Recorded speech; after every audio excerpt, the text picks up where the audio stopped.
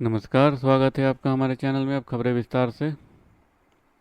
बांग्लादेश में बीते कुछ समय से चल रहे हिंसा और अराजकता के बीच देश में सत्ता बदल गई है। शेख हसीना के पीएम पद से इस्तीफे और देश छोड़ने के बाद प्रोफेसर मोहम्मद यूनुस के नेतृत्व में सरकार बनी है। मोहम्मद यूनुस के नेतृत्व वाली अंतिम सरकार में सलाहकारों की 16 सदस्यीय परिषद की घोषणा की गई। इनमें अलग अलग क्षेत्रों से लोगों को चुना गया है। यूनुस कैबिनेट में सबसे ज़्यादा ध्यान दो नामों ने खींचा है। ये नाम नाहिद इस्लाम और आसिफ महमूद है।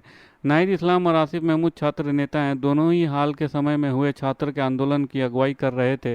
यह आंदोलन शेख हसीना के सत्ता से बाहर होने की वजह बनी।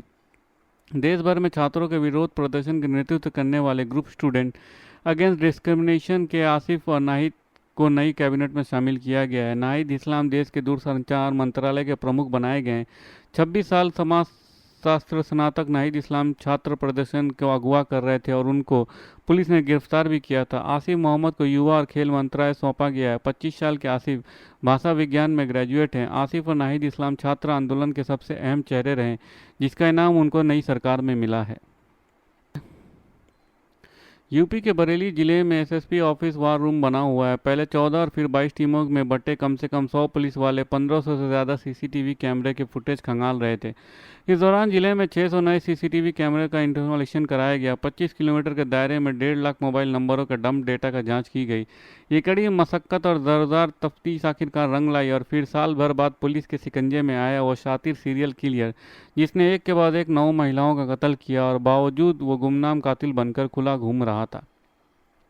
हम बात कर रहे हैं उस सीरियल किलर ने जिसने बरेली के जिले के 90 गांवों के लोगों की नींद हराम कर रखी थी। वो सीरियल किलर जिसके चलते महिलाओं ने घर से अकेला बाहर निकलना बंद कर दिया था। वो सीरियल किलर जिसके चलते लोगों खेतों में काम करना नहीं जाते थे, जिसकी वजह से महिलाओं ने अपने साथ हथियार लेकर चलने पर मजबूर हो गई थी। लेकिन आखिरकार वो दरिंदा साल भर बाद पकड़ा गया। अब सवाल ये है कि आखिर सीरियल का किलर क्यों चुन चुन कर महिलाओं के ही जान लेता था? ये क्यों वो सुनसान सड़कों पर अकेली महिलाओं को टारगेट करता था? क्यों उनके कत्ल में सिर्फ 50 और 60 साल की उम्र वाली महिलाओं को ही चुना करता था?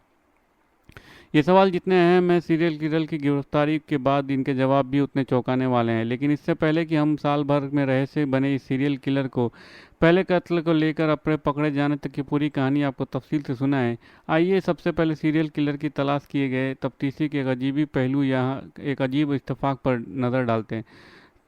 सबसे पहले जब सीरियल किलर का चेहरा सामने आया और पकड़े जाने के बाद पुलिस उसे लेकर मीडिया के सामने आई तो पता चला कि सीरियल किलर को पकड़ने जाने के महज एक रोज पहले पुलिस की ओर से जारी की गई 3 स्केच में जो खास करके 2 स्केच पर सबका ध्यान गया, असल में उनके स्केच में पकड़े गए आरोपी का चेहरा हूबहू मिलता था। कुछ इतना ज़्यादा शायद इंडिकेट हो गया था कि गलत नहीं होगा। ठीक स्केच में मौजूद संदिग्ध कातिल की तरफ भी पकड़ा गया और आरोपी का माथा चौड़ा, सिर में बाल कम और फिर छोटे मोटे डिटेल्स थे। आमतौर पर किसी संदिग्ध के स्केच के साथ पकड़े गए मुजरिम की इतनी सिमिलैरिटी देखने को नहीं मिलती, क्योंकि अलग अलग चश्मदीद लोग संगीत आरोपी के चेहरे याद कर उन्हें स्केच आर्टिस्ट को बताते थे। धन्यवाद। खबरें समाप्त हुई। अगर आपको हमारे वीडियो के कंटेंट पसंद आ रहे हैं तो इसे लाइक और सब्सक्राइब जरूर कीजिए। अपने परिवार और दोस्तों में शेयर कीजिए और अपने सुझाव कमेंट बॉक्स में पोस्ट करना ना भूलें। धन्यवाद। आपका दिन शुभ हो।